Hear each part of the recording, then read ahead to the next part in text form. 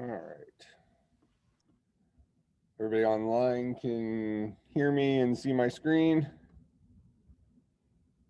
So that's a yes. Let's see. So we've done, which sorts have we done before? Did we do a bubble sort yet? No. We did bubble sort. You did? Oh. I don't remember it. No. I remember insertion sort. We've done bubble sort and insertion sort. Whichever one like swaps. Oh, right. Yeah, that's the programming assignment. So we looked at those. We have not looked at a binary search though, right? No. Okay, got it. So so last time what we did is we went over the exam and stuff. I also gave you that Code Wars thing. Hopefully you found that helpful for giving yourself some practice problems to work on outside of class if you have trouble coming up with some stuff. So we're going to keep plugging along in here. So we're going to be looking at some different searching sorting algorithms, but we're going to kind of look at these things in the context of more practice with objects. And what I mean by that is kind of like, when you have to give a pet food or something like, a medicine, you kind of hide it in its food. So we want to learn about some of these different algorithms, having them memorized. Like we're going to look at binary search today. Whether we're looking at a sort, a search, it doesn't really matter. I mean, most of our modern languages have sorts built into them that are probably going to be among the fastest sorts available. So when we look at these known algorithms for searching and sorting, it's not so much about learning how to search and sort. It's a matter of getting your programming complexity skills up to the point of being able to follow an algorithm. Like here's a recipe for something that's a little bit complex. And then we're going to take it one step further and apply that to objects. Like we did, I think we did it with players or something like that, whatever we did it with. But we'll come up with a new example here for this one. All right, so the concept with a binary search, historically, this is also called a phone book search. And the reason being is that phone books are already in order, right? How many of you have never seen a phone book? It's kind of an interesting question. We're aware of it. Maybe it was in a museum or something. So you have seen one. They existed during your lifetime. Okay. We're not far off from that not being a thing, right? Okay, but you open up the phone book, it's already in order, right?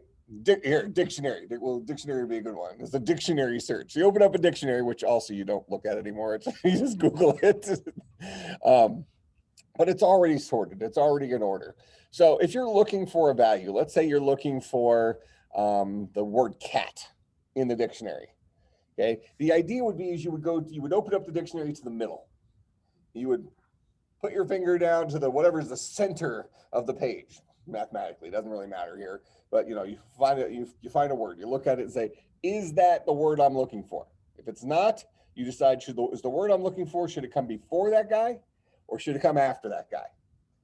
Well, probably if I open to the middle, cat's going to come before it. So I rip the dictionary in half. I burn the half that I know cat's not in, right? The single-use dictionaries, everybody, that's how it works, right? Okay. You flip to the center of your new half of a dictionary, pick a word, rinse, lather, repeat till you finally land on the word or run out of places to search. Make sense? So the idea is you keep having the amount of data you're looking for each time with the requirement that your data must be initially sorted. Okay. So we're going to look at some concept here being that binary search is faster than a linear search. So linear search, I think we had an assignment, had you do that.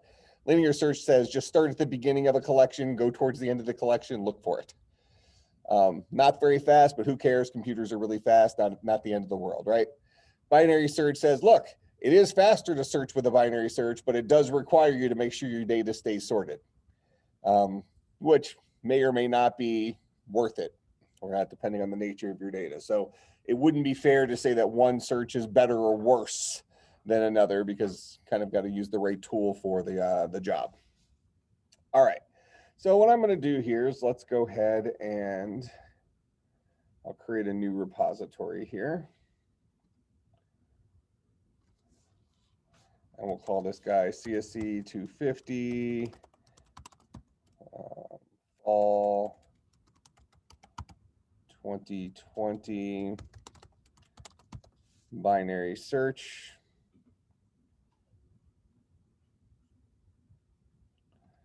Actually, here, what I'm going to do is I'm going to create a folder in my downloads thing called repos. Hopefully that'll make it easier for me to find it since my downloads folder gets so big. All right, so I have that. So now I'll go over to Eclipse.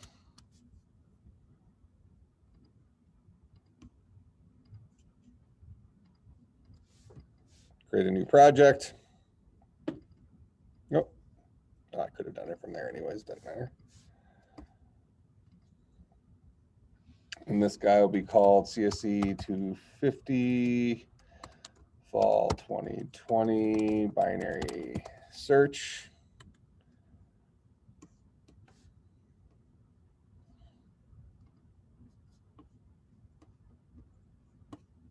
Oh, and I forgot to tell it not to create my module. So I'll go and delete this module.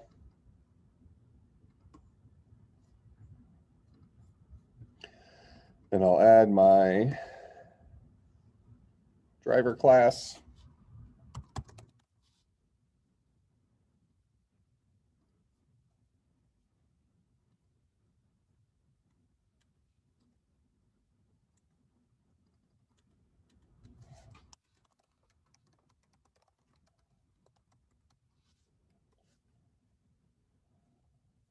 Run that, make sure that program works. Just so I don't forget, I'll go ahead and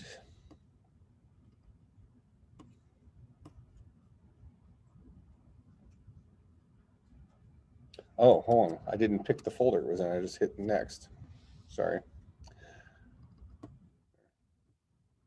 going to copy that code real quick. And then I'll delete this project.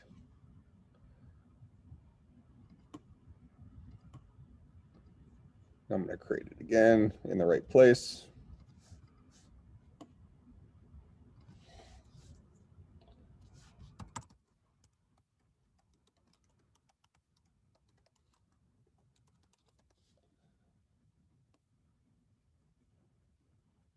All right, this will be in the downloads folder, and then I'll go to the repo folder I created.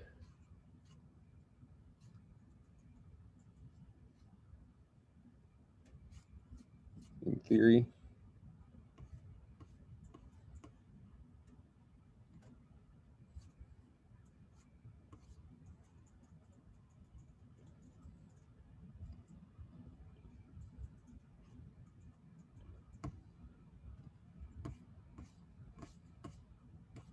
I thought this was going to make life easier. There it goes.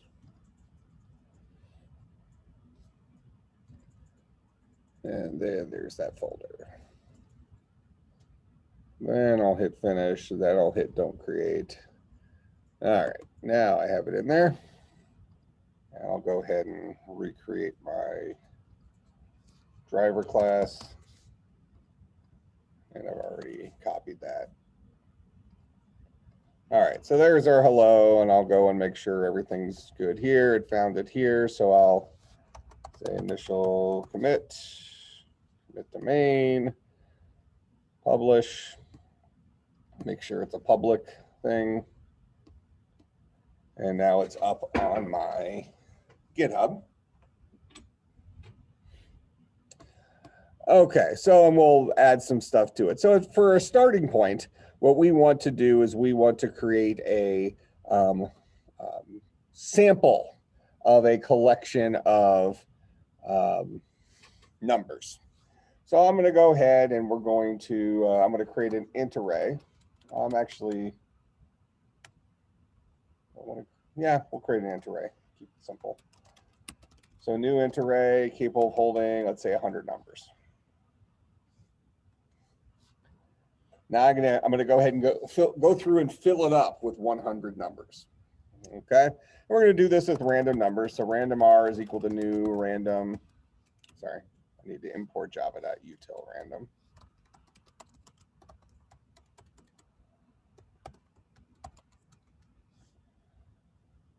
Then I'll say random r is equal to new random. And remember, if I do a system.out.println r.nextInt, it'll give me a value in the range of all integers. If I give it a value, so there's two different versions of the nextInt method. I think there might even be a third version, but one takes in nothing and gives me a value in the range of all integers, which is -2 billion to +2 billion. The other one gives me a value in the range of 0 to 1,000. Now, I think it is including the 1,000.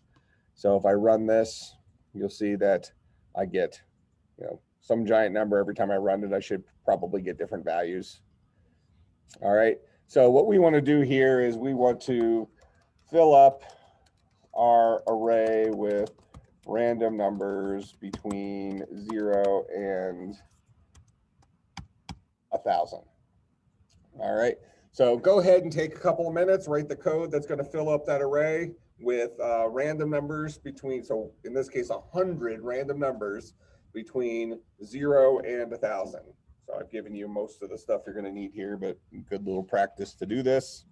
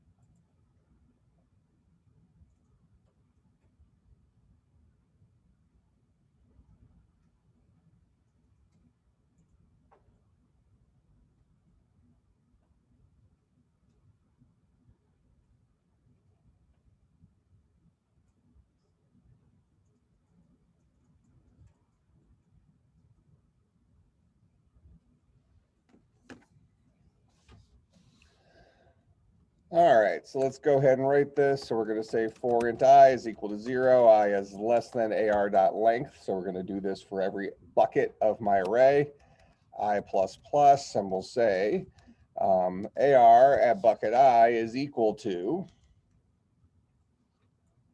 r.nextInt, and we'll pass it 1,000. All right, so that will fill it up.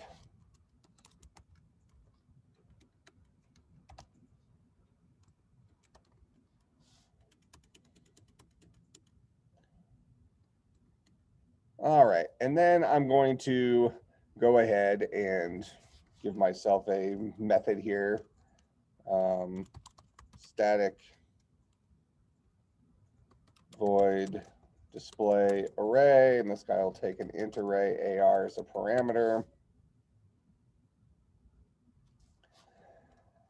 And I'll go ahead and say for int I is equal to 0, I is less than ar.length, I++, system.out.println AR at bucket I.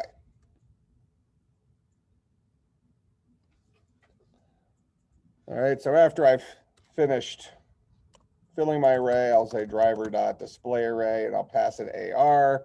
And this should show me my array with 100 values between 0 and 1,000.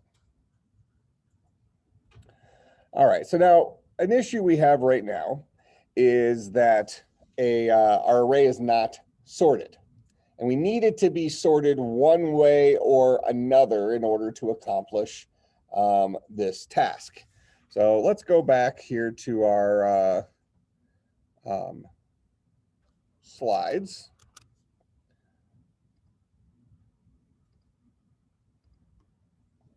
And what I want to introduce here is something called a merge sort, okay? Merge sorts are a blast in terms of their complexity. How many of you, did we do recursion in 200? You know what's coming? Yeah. Oh, good. So let's talk about recursion a little bit. So recursion, and I'm going to put it kind of in my own slides here, and then we'll get to this. Because of course, before we can do our binary search, we need to have our data sorted. And if we've already written a selection sort, we've already written a bubble sort, we don't want to use those, right? Or an insertion sort. We want to use something new, something obviously much harder. Especially, well, yeah, we'll just leave it at that for right now. So what we're going to do here is we're going to, well, I guess I could talk about recursion from this slide. So recursion, roughly speaking, is when a function calls itself from within itself. All right, and factorial is a good example of this. So a lot of you have seen at some point in some math class, factorial of a number. Maybe you've seen it represented as like 5 factorial, something like that. So 5 factorial is equal to 5 times 4 times 3 times 2 times 1, which is what, 120? Okay, so we're all familiar with that guy before? Okay, so if we were to write a quick function to calculate factorial iteratively, we would count down from a value and multiply it by all the values. So we count down from the value itself all the way down to 1, even though we know 1's a waste of time, right? But we could do it and multiply it by a value over and over again and get our final result. So let's go and write that here real quick. So we'll say static int factorial iterative. This guy will take in an int val. All right, and we'll go ahead and create an int temp is equal to 1. And we'll say for int I is equal to val, I is greater than or equal to 1, even though we already said we didn't actually have to go down to 1, we'll just do it. And then we'll say I minus minus each time, and we'll say temp is equal to temp times the current value of val. So I started off temp at 1, so the first time through, val will be equal to, or temp will be equal to the current value, the starting value of val. So 1 times 5, for example, would be 5, then times 4, then times 3, then times 2, then times 1, so on and so forth. In the end, I'll return temp.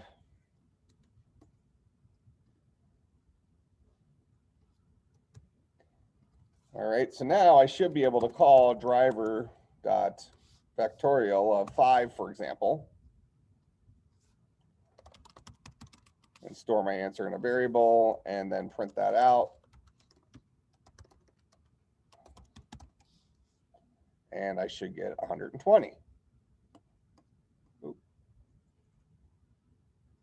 Factorial iterative.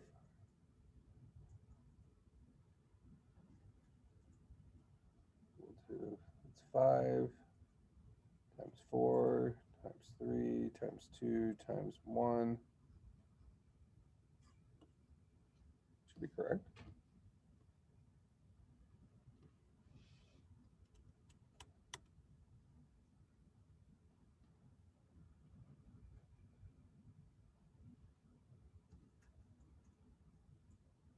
So go from 5, keep going down to 1, Temp is equal to 1 times 5, which is 5. Next time through, val is 4.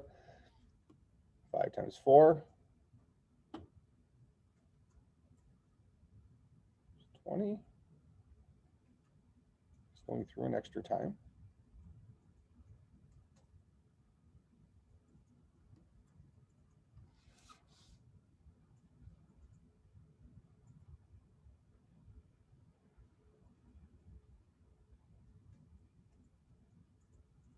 Oh, I'm multiplying by val every single time instead of I. So temp is equal to temp times I. I is my moving value for val. So I will be 5, then 4, then 3, then 2. So this will give me my 120. So there's my 120. All right, so this is factorial, my iterative version of factorial that just counts down. Now, we use factorial as our initial example for recursion because factorial can be described easily recursively. And what I mean by that is if I come in here and I say, well, here's the factorial of the number. 5 factorial is this. We already proved that. But really, 5 factorial is equal to 5 times 4 factorial. And 4 factorial is equal to 4 times 3 factorial. And 3 factorial is equal to 3 times 2 factorial. 2 factorial is equal to 2 times 1 factorial. And 1 factorial is equal to 1. So this is our stop case for the recursion. So now what we can do is we can actually write this recursively, where we can say, oh, you want the factorial of 5? No problem. The factorial of 5 is equal to 5 times the factorial of 4. You want the factorial of 4? No problem. The factorial of 4 is 4 times the factorial of 3. I'm calling this from within inside factorial. So if we come back over here and we write this, static int factorial recursive int val. So I'll ask the question, if val is equal to 1, then I'll go ahead and just return 1 because the factorial of 1 is 1. That's my stop case. Otherwise, I'm going to return val times the recursive factorial of val minus 1.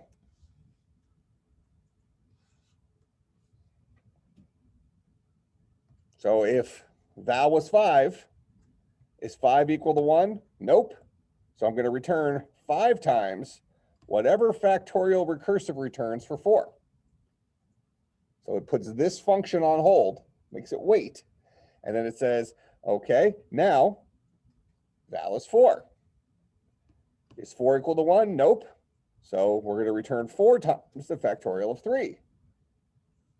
3 times the factorial of 2. 2 times the factorial of 1. Is 1 equal to 1? Yes, it is. So now I get the 1. So now I'm able to return 2 times 1, which then allows me to return the 3 times 2, which then allows me to return the 4 times 6, so on and so forth. So now if I call factorial recursive on 5, you see we get the same answer of 120. So we have an iterative and a recursive way of solving that same problem. Now, one problem, this is kind of one thing to throw out there, is don't view recursion as an upgrade to iteration. Don't say, oh, well, I'm not going to use loops anymore. Now I'm going to do everything recursively. When you do the 470 class, which is the language theory class, we use a programming language in there called Scheme, which doesn't support loops. So in that class, we do all of our loops recursively. So that gets you very good at recursion. So I promise you for now, recursion is going to be kind of difficult for you to wrap your mind around. Okay? It just takes practice to do it. That's why we look at factorial as our first thing and then immediately jump into the deep end with the impossible merge sort. Okay? It's just the way it should work. That makes perfect sense when you say it out loud. But merge sort's not that bad. It's just because recursion is hard to wrap your mind around, you aren't going to like merge sort. So anyways, that's the idea of recursion. It's not better than iteration, but it's another option available to you for some problems. We can look at the 2 solutions here for, we could actually write this. If I wanted to write this super short, I can say val equal 1 question mark 1 colon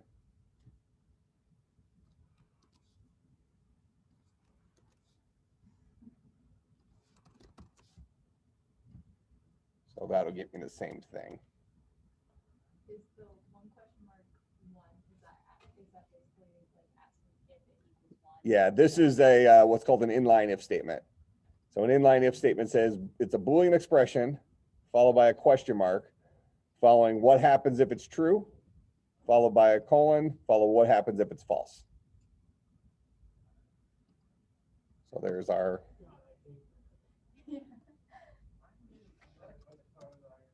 yeah. So there it is spaced a little bit better. And I'll put parentheses around this so you can kind of see the Boolean expression a little cleaner. Yeah, this is a question mark.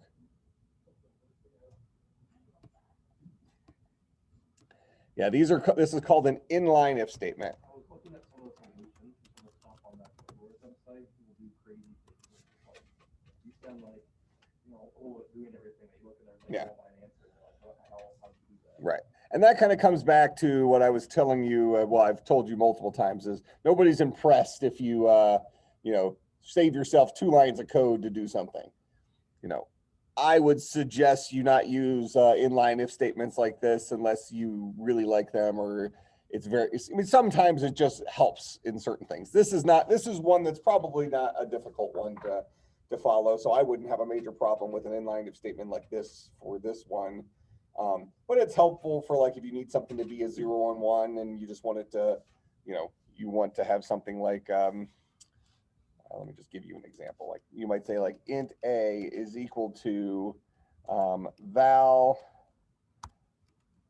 mod 2. Actually, let's do this. String a, we'll say val mod 2 is equal to 0. Hello world, something like that. So this says, and it's going to say it's a line that doesn't return. So I'll just return a -1 here for right now. So this sets a variable name a equal to either hello or to world. It equals hello if the value that was passed in is even. Otherwise, it equals world. So val mod 2 is equal to 0. That's checking for if a number is even.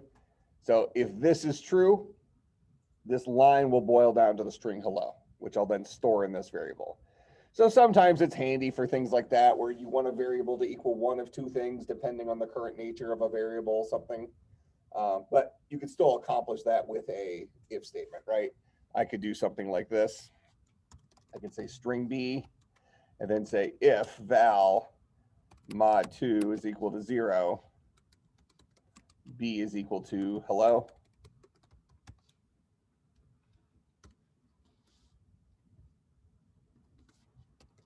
Else b is equal to world, something like that. So that accomplishes the same thing as this single line. And it's not like this is a life or death situation, having it extra spelled out like that. So you never have to use an inline if statement. There's something that actually came from the C programming language, so it's just been around for a long, long time and still exists today. Yeah. Question, with the single line, I'm just curious, with single lines compared to the string loops, how much data does that save? Assume it's none. Okay. Yeah, it just makes you look cooler. Okay. Yeah. No, but that's the thing, is that is a mentality that programmers do have, is, they think, oh, it's job security. If I write code that, like you mentioned, you look at some of these solutions and like, I can't read them. That's like job security. You have a job and you're the only one that can do something. You write your solutions in these crazy ways that nobody else can maintain, including yourself in 5 years, when you go and look at something that you did 5 years ago and don't even remember what you were thinking. It just sort of magically works. Nobody's impressed if you write cryptic code that only you can read. Write good code. Life will go on.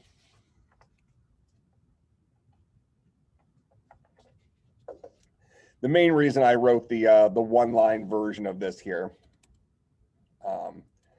is to kind of drive a certain point home. And that point is typically recursive solutions to problems are shorter.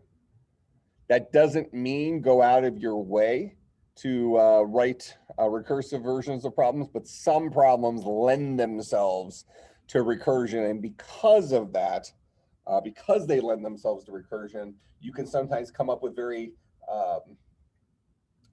elegant solutions to things using recursion. And it almost feels like it magically has occurred because of so much of the logic is happening between calls to the same function. All right, so this kind of forced that example of, oh, you can do this in one line as opposed to this where it took several lines, but you can almost squeeze this down to one line as well. In fact, you can make it two lines pretty quick. is the punchline. Yeah, no, I get it.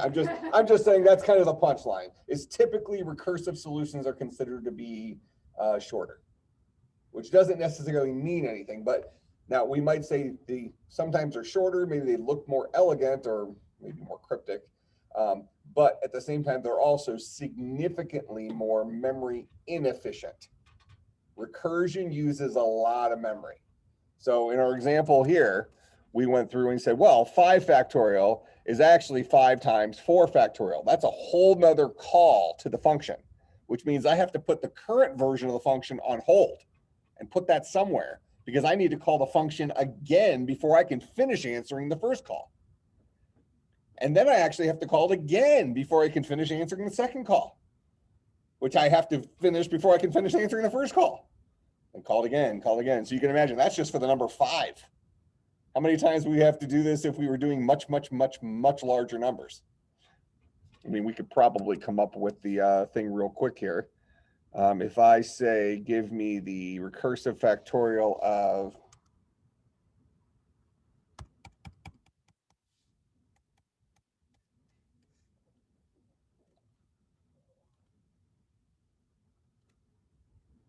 not under a billion yet. There we go. Some gigantic integer.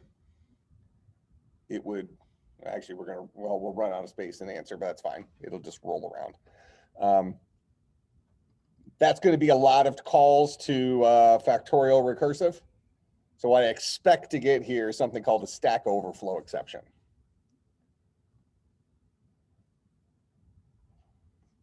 So see, it called it a bunch of times. So finally, we got this thing called a stack overflow error. So this has to do with how operating systems and how programming languages work. When I'm saying you need to put the current function on hold so that we can wait for the result of the next call to it, the place where we store it is called the system stack. So operating systems, and in Java, since Java runs on a virtual machine, it gets its own fake stack that lives inside of it. We're going to learn about stacks in 300. It's just a data structure, a pretty simple data structure, not a big deal. But punchline is that there exists this thing called a stack that the operating system uses to store things. And you can imagine that if you're storing the current state of a function, even this function factorial, if the current state of this still needs to remember the value of val, so it needs to remember one thing, right? So that's 32 bits there, plus the information about this call to it and the fact that it has this code in it. So I don't know, let's just say that it needs to hold 64 bits of so 8 bytes of memory for a single function call. So depending on how big your stack is, because when you start your operating system, the operating system is going to carve out some place in memory to store a stack. And the thing for that stack is it's like, okay, well, we're going to pick a size that's probably good enough to let the stack do what it's supposed to do. It doesn't need to be infinite in size. I'd run out of memory. But I want it to be big enough because every now and then we need to put something on hold, then come back and get it in a second, that kind of stuff. So maybe you have a stack that has, we can even be, extreme about it and say we have a stack that has like a gigabyte of stuff. It probably won't. You wouldn't want to waste 1 gigabyte of your system memory for that. You know, your laptop has 8 gigs of RAM in it or something like that. So maybe something is more like, you know, 100 megabytes or 20 megabytes or 10 megabytes. They're more reasonable for that. So it doesn't take too huge of numbers for us to, especially when you consider this is a pretty simple function. If you have a function that's having to remember more stuff than this, it doesn't take that long before we run out of all the memory in our stack using recursion. Make sense? So in a situation where you feel like you're probably going to have to do something recursively many times, you might look at the iterative version of it and decide, is that going to just be friendlier to my operating system? Otherwise, you make this gigantic mess just to do something fairly simple, which is the example here, right? A for loop was kind of okay for solving this problem and only had to have that function called once. So even though we could do it recursively, this is a situation where maybe we shouldn't do it recursively. Okay, but do we understand what recursion is, what it looks like? All right, so now what we're going to look at is we're going to look at something called a merge sort. So what merge sort looks like, I'm going to show it to you through a picture.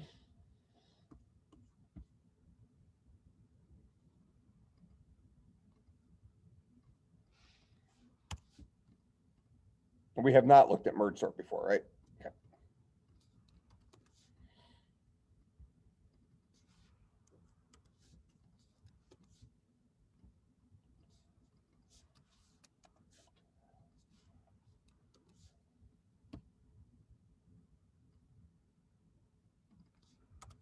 Go like that.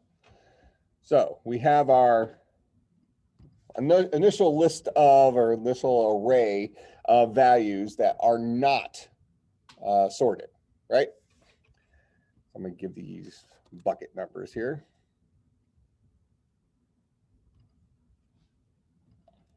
0, 1.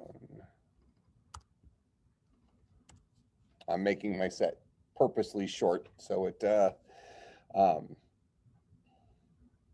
we can finish this on a single slide. Okay, so we look at those numbers. Now a human being can glance at that and say, those are not sorted, right?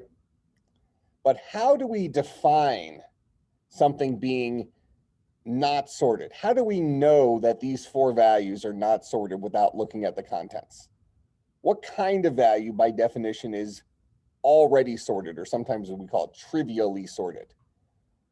What does something need to look like in order to be trivially sorted?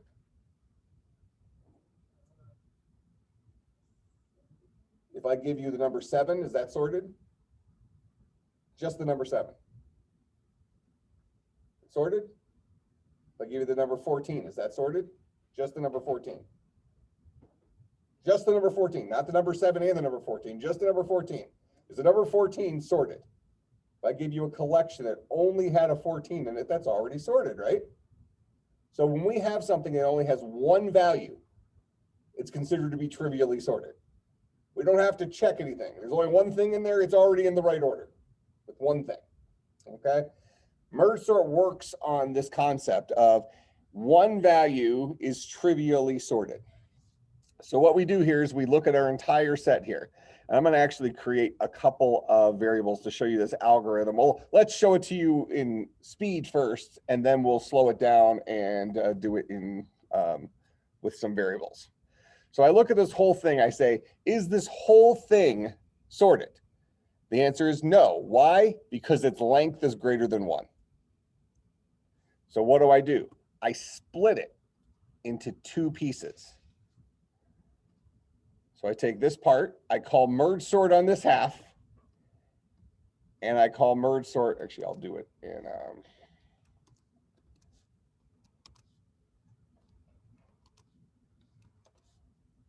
so I'll call merge sort on this half, and I say, is this sorted? No, it's not a 1 list. There's 2 things in there. So I'll call merge sort on this half. Then I say, is this sorted? Yes, there's only 1 element. So I go ahead and I call merge sort on the second half. Is this sorted? Yes, there's only 1 element. So now I have 2 partially sorted lists. And what I need to do is I need to merge them together to be in the right order. So I create a temporary list of the same size, and I ask myself, which should come first, a 3 or a 2? The 2. Which should come first, a 3 or an illegal position? I only have one last guy to place here, so the 3.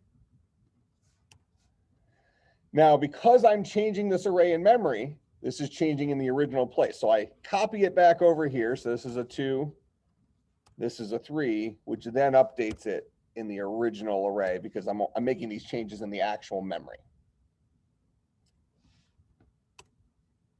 So I've merged the first half, but now I need to call merge sort on the second half.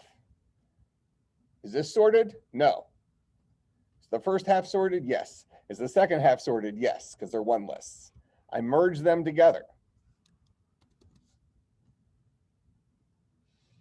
I get a 1, I get a 5. I copy them back over, 1, 5, 1, 5. So now I have the first half of this list is sorted. The second half of this list is sorted. Now I need to merge those together.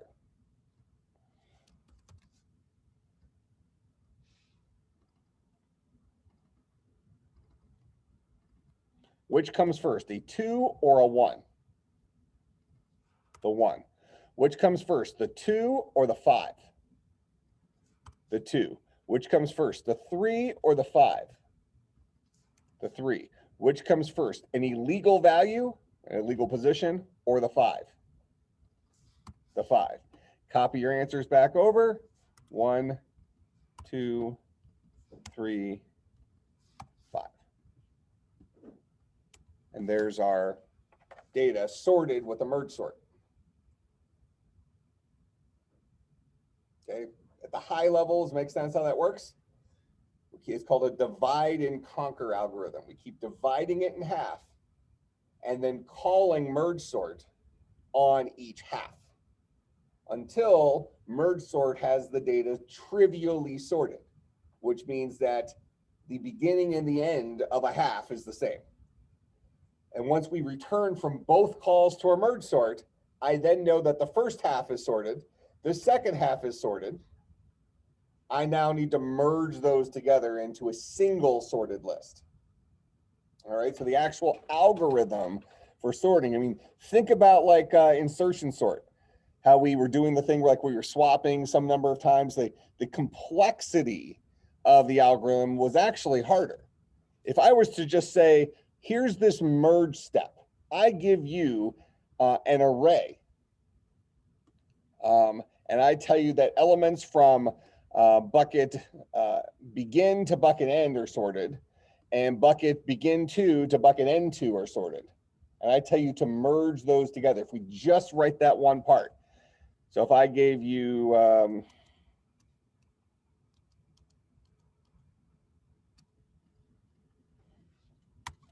let's say I gave you this array, and I told you that everything from bucket 0 to bucket 1 are already sorted, and everything from bucket 2 to bucket 3 are already sorted. So you're supposed to write a function called merge.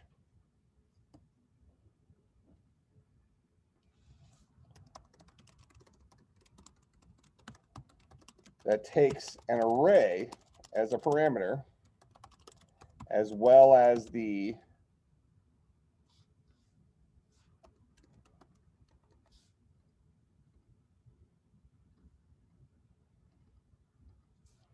begin and end of the first and second half of the array.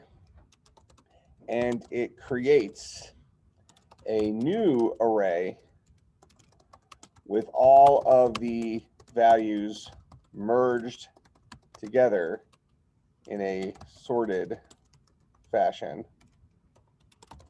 and then copies the elements back over the original array. Something like that. We're just going to write the merge step.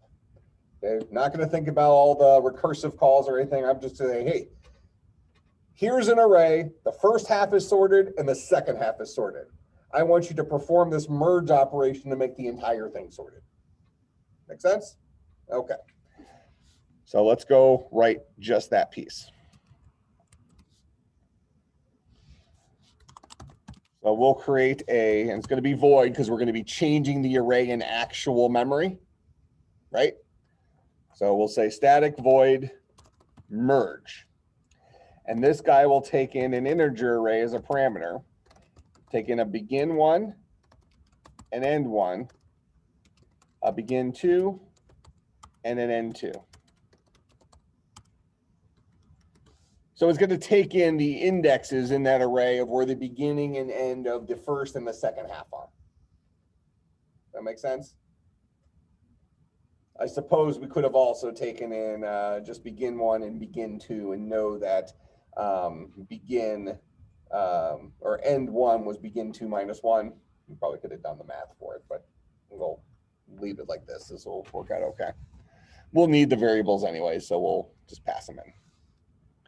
All right, so our presumption here to get started, we're assuming that everything in AR between begin one and end one are already sorted. And everything in AR from begin two to end two are also already sorted. Our job is to take that knowledge and merge those two halves together into a single array that is sorted. Okay, so how big does the array need to be? If we look at our example here, if we have a begin one would be 0 and end one would be 1, begin two would be 2 and end one would be 3. We need an array of size 4 here to hold these, right? So I need a n2 minus begin 1 plus 1. That's the number of elements in my new array, because I'm going to have to create a new empty array.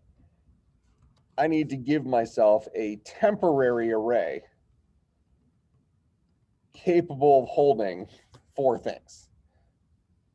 Now, we kind of need to keep track of it this way, because what if what I actually just gave you was a much bigger array?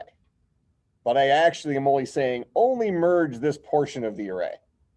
You can't just take the length of the array that was passed in, because I'm only currently looking at a very special section of that array. Saying, look, we're looking at buckets 0 to 1 and buckets 2 to 3. We could have 4 million buckets in here, but we're only looking at a little section.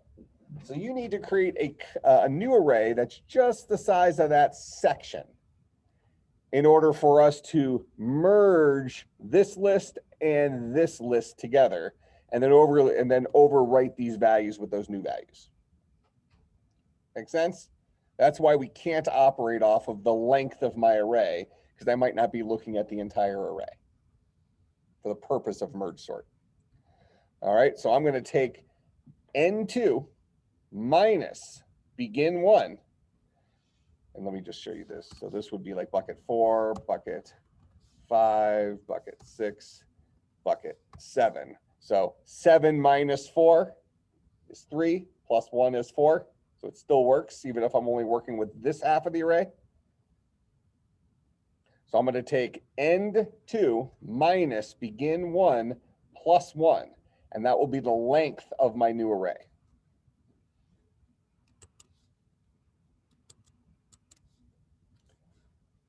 So I'm going to create an int array called temp, and it's going to be a new int array of size n2 minus begin 1 plus 1. That is the length of my temporary array that is capable of housing all the values from begin 1 to end 2. Make sense what we're doing there? All right, so now I know how many comparisons I'm going to have to make. I know how many values I'm placing. I'm placing temp.length number of values. So I'm doing something temp.length number of times. So for int I is equal to 0, I is less than temp.length, I plus plus. That's the number of times I want to repeat something. We go back to our example back here. I want to merge if I'm working with this part of the list here, I want to merge these two lists together into a single 4 list. I'm going to need to do something 4 times. I'm going to need to decide who's the winner out of this and this. Who's the winner out of this and this? Who's the winner out of this and this? Who's the winner out of illegal and this? So I'm going to be asking 4 questions. I'm going to place these 4 values in the correct order. How do I know it's 4? It's temp.length number of times in this case, which I just calculated right here, using N2 minus begin 1 plus 1. And that will work regardless of which half of this array I'm working with. If I was working with N2 being bucket 3 and begin 1 being 0, 3 minus 0 is 3 plus 1 is 4. If I was dealing with N2 being 7 and begin 1 being 4, 7 minus 4 is 3, 3 plus 1 is 4. Okay, so there's going to be my temp thing. But now I need to keep track of where I currently am inside of my 2 lists. So I need to have a pos 1 and a pos 2.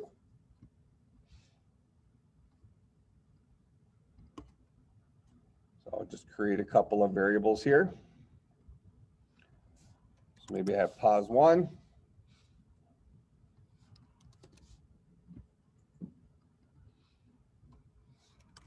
And I'll have pos 2.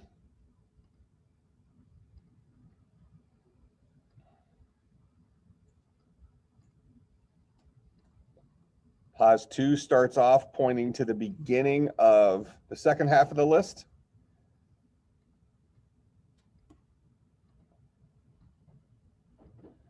Pos 1 starts off pointing at the beginning of the first half of the list. Now, pos 1 is only legal as long as it is less than or equal to end 1. As soon as it's greater than end 1, I've run out of things to place from the first half. Okay? And hopefully, I know this feels a little complicated right now, but as soon as you see the simplicity of the algorithm, you'll realize that even though it's a little tedious, you're asking far simpler questions than you were in like a selection or an insertion sort. All right, so I need to do something temp.length number of times. And as long as pos 1 and pos 2 they both point to legal positions. That is, if pos 1 is less than or equal to end 1 and pos 2 is less than or equal to end 2, they both point to legal places, then I am going to just pick the winner out of the 2 of them. So we'll ask that question.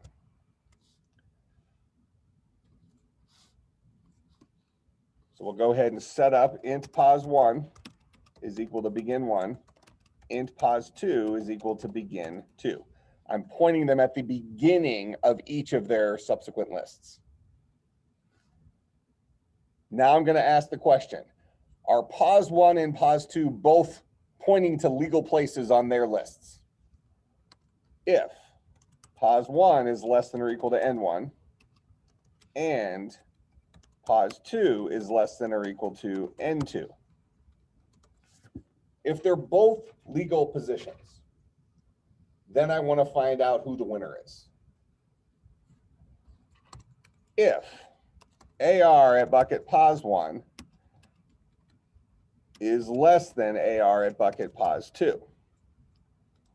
If pos 1 is the smaller of the 2 values, I'll say temp at bucket I is equal to AR at bucket pos 1. I'll record my winner.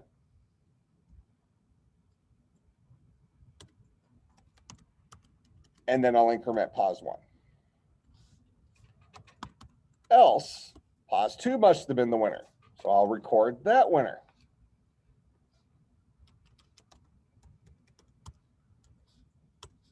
And I'll increment pos 2. So if they both point to a legal place in their lists, I'll say which one is smaller. If pos 1 was a smaller value, if the value that lived at index pos 1 was smaller, I'll put that into bucket I of temp and I'll increment pos 1.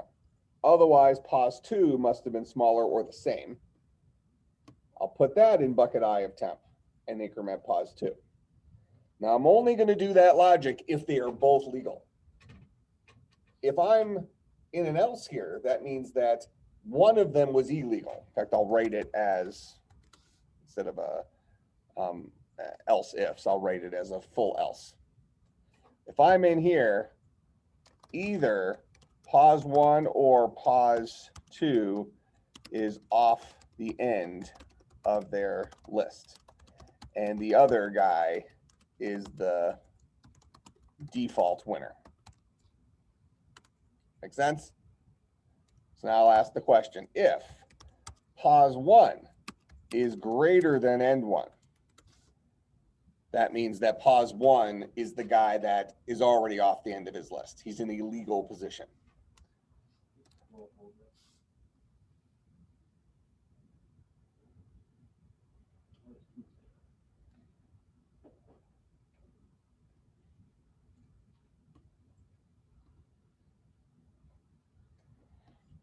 Okay, so if pos 1 is in a legal position, then I'll say temp at bucket I is equal to AR at bucket pos 2.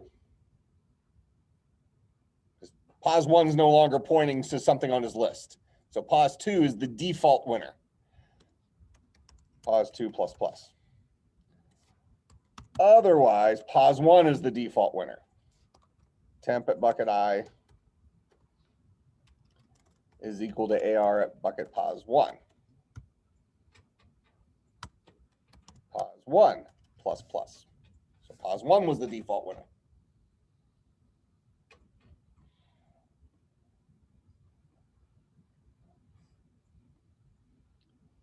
Okay, so what does this loop do? It goes through and it fills up temp, this guy here. So this is the logic we just did. We said, are pos 1 and pos 2 both pointing to real places on their list? It is. Which value is smaller? The value at bucket pos 1 or the value at bucket pos 2? We decided the value at bucket pos 1 is smaller. So we'll record the 1, increment pos 2. Are they both legal positions on their list? Yes. Which one is smaller, the 2 or the 5? The 2. The for loop just took us from bucket 0 to bucket 1. Increment pos 1. Are they both still legal positions? Yep. Which one's smaller, the 3 or the 5? The 3. Increment pos 1. Now pos 1 no longer points to a value on its list. It's gone off the first half of the list. So we say, are they both legal? They're not. So now we're inside of that else. Now we're in this part. One of those two is off the end of their list. So we ask, who is legal? Who's illegal? What do I ask first? If pos 1 is greater than N1, which is our case right now. So right now, pos 1 is greater than N1, which is right here. So since that's the case, we're going to say pos 2 is the default winner. We'll record the 5 and increment pos 2. Now, our loop will now naturally end because we've done something temp.length number of times. We have completely filled up temp with my numbers in the correct order, correct? What's my last thing to do though? I need to now copy 1 back here, 2 back here, 3 back here. I need to copy them back over, but we cannot assume necessarily that we're working with bucket 0 to bucket 3 here. We're working with bucket begin 1 to bucket end 2 here. Yet we know we're dealing with bucket 0 to temp.length minus 1 with this guy. So I actually need 2 separate counters, even though in this particular case, it's 0, 1 to 3, or it's 0 to 3 and 0 to 3 in both of them, in this particular case. But I could have just as easily been working with this half of that array where I'm actually copying over to buckets 4, 5, 6, and 7. So bucket 0 should go to 4, bucket 1 should go to 5, bucket 2 should go to 6, bucket 3 should go to 7. So I need to operate off those variables that are keeping track of my position inside of my list. That is begin 1 to end 2. Make some sense? Hopefully you're seeing an example like this, the necessity to draw pictures. Because if you don't draw pictures, how quickly you're going to confuse yourself with all these things. We're only writing code after we've drawn a picture. Okay? So that's what this algorithm is doing. So right now, what do we have? We have our correct answer in this array called temp. I need to now overwrite my original array at the appropriate places with the stuff that's in temp. Go ahead.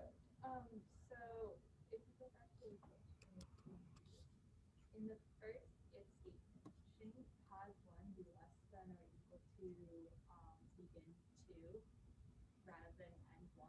Because that would point at the first iteration of end 1, wouldn't it? Yeah, but I say equal to. So since I say equal to, this is saying as long as if pause 1 is less than or equal to this position, and pause 2 is less than or equal to this position, that means they are both legal. Okay. Yeah, but I couldn't say less than. If I said less than there, I would have to say less than begin to, what you're saying. Okay. So these are synonyms. She wanted me to say, I could have said less than or equal to N1. I could say pause 2 is less than, well, actually, it's not going to work on that side. I could say less than begin 2. Those mean the same thing. Pause 1 less than begin 2 is the same thing as saying pause 1 less than or equal to end 1.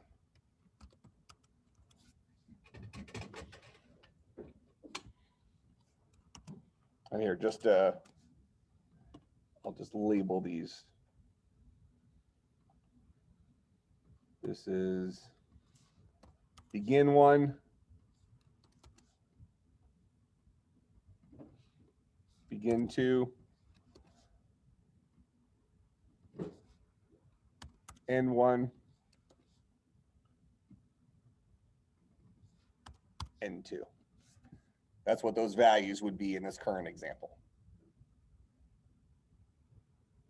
All right, so now my last thing to do is I need to copy my temp values back over to my original array, which will be modifying this array in real memory.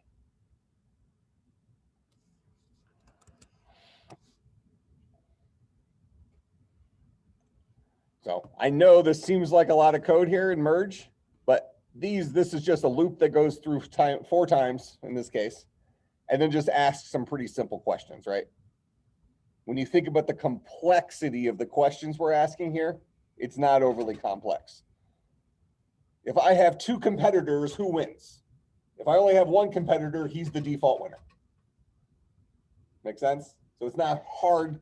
Once you get to this point, as long as you can walk through with pictures, the complexity of the code is a little bit tedious, but it's not difficult. We're asking pretty simple questions.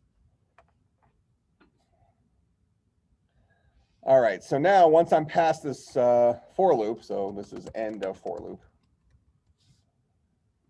Now I want to copy temp back over AR from begin 1 to end 2. So I'm going to need a loop that's going to go through, so I can say for int I is equal to begin 1. Keep going as long as I is less than or equal to end 2. I plus. Now I know this is going to take I on a journey through my original array between the beginning of the part of it I was looking at and the end of the part of it I was looking at. In our current example, it happens to be bucket 0 to 3, but it could have just as easily been we were merging buckets 4 to 7. Now I also know that I'm going to need to keep track of my position in temp. So pause in temp starts off at 0 because I'm going to place bucket 0 of temp into bucket begin 1, into bucket I. Bucket 1 of temp into bucket I. Bucket 2 of temp into bucket I, with I changing by 1 each time. I could actually put both those values into the for loop, but I'm going to keep them separate here just for the sake of this example. So now I'm going to say AR at bucket I. I'm going to overwrite my position in my original array with temp at bucket, pause and temp.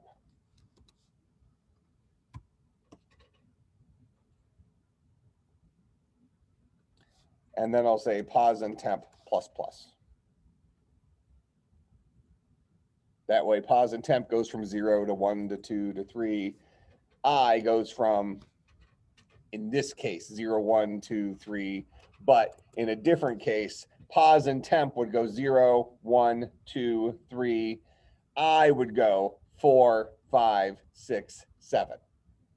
Overwrite bucket 4 with the value at bucket 0. Overwrite bucket 5 with the value at bucket 1. Overwrite value 6 with the value at bucket 2. See what I'm saying? That's why we're using those generic values of begin 1 and end 2 to make sure we're dealing with the correct part of AR for this.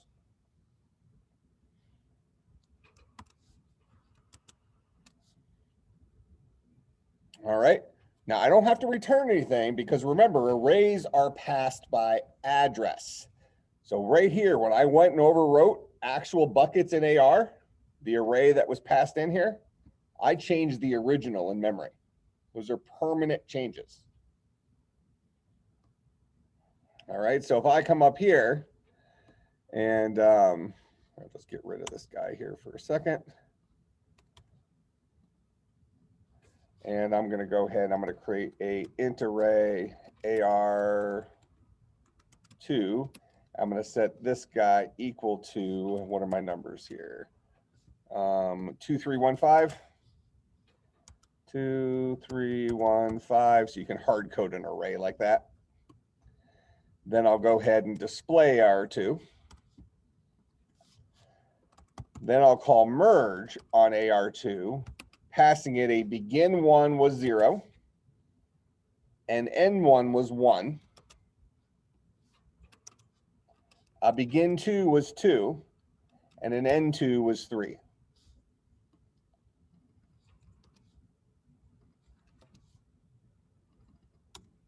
And then I'll display the result afterwards.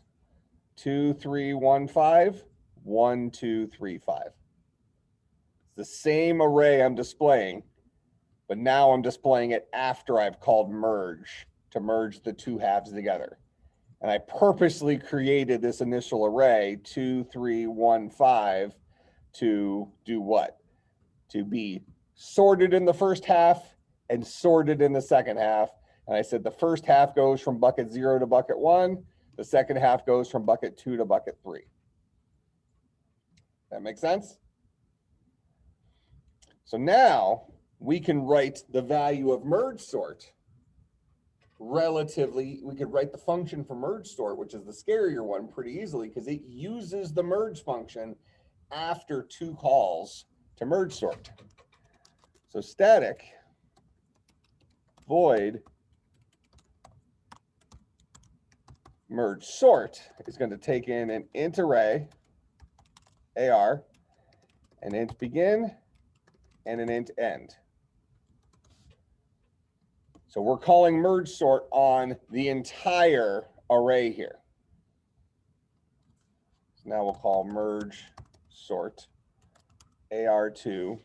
Actually, let's do it on AR because we have a much bigger array there. From bucket 0 to AR.length -1, the first legal bucket and the last legal bucket. And then we'll display it again afterwards. Actually, we could just display it afterwards because we already know it's not sorted initially, right? So merge sort says if the list is not trivially sorted, because if it's already a 1 list, we're done. We don't have to do anything special to sort a list that's a 1 list, correct? How do we ask if it's as a 1 list? If begin is equal to end. It's a 1 list, right? So if it's a 1 list, we do nothing. So if begin is not equal to end, we need to do something. And what do? Well, we need to give values for begin 1 and end 1, begin 2 and end 2. So int begin 1 is equal to begin. Int end 1 is equal to something. Int begin 2 is equal to end 1 plus 1. And int end 2 is equal to end. So then for our end 1, we need to figure out how do we get the end of the first half of that list? What's the math for that? And that is going to be begin plus end minus begin divided by 2. Order of operation would have made that work anyways, but so if I take end minus begin, we go back to this guy here.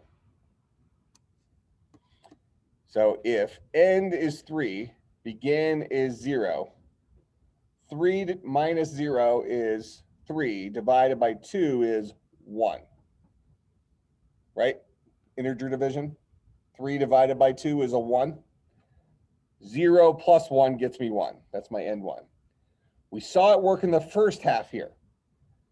But we can't just say that, because we could have said, oh, well, can't you just say end minus begin divided by 2? Or can't you just say end divided by 2? 3 divided by 2 is 1. Oh, that's end 1. But that doesn't work for this. 7 divided by 2 is a 3. Is that the middle of the second half of the list? 7 minus 4 is 3. 3 divided by 2 is 1. 4 plus 1 is 5. That gets us to the correct end 1. We need to make sure we're dealing with the right part of our list. This one line, the reason I did it this way, this is the complex part of merge sort. That's it. That one line. Making sure you accurately get the middle part. Where are you splitting your lists? Make sense? So now I have begin 1 and end 1. What can I do? I can call merge sort on my same array from begin 1 to end 1. I can call merge sort on my same array from begin 2 to end 2, 2 separate recursive calls. And then what do? I merge my array from begin 1 to end 1, begin 2 to end 2.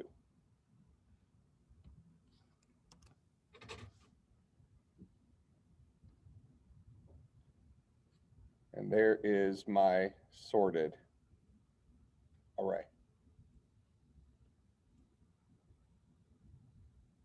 So when you look at merge sort here, this doesn't look bad, right? This part looks scary. Like, are you seriously recursively calling yourself twice? The answer is yes. Once for the first half, once for the second half. After those guys return, whenever they return, what am I doing? I am merging them together, which is just our series of if statements. All right, that makes some sense? All right, so for your homework, now that we have a binary, or now that we have a sort, we can sort our stuff. We want to go ahead and create an array of players with random ages and create a program for searching those guys. Well, we need to sort them with a merge sort.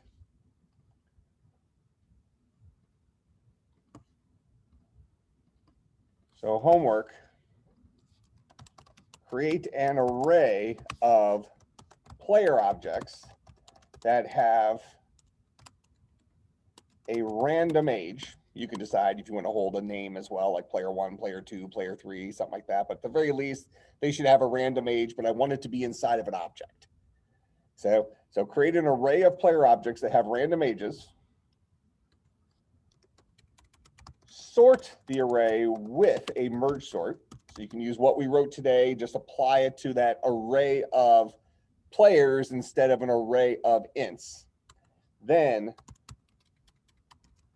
write a binary search to find a player with a certain age.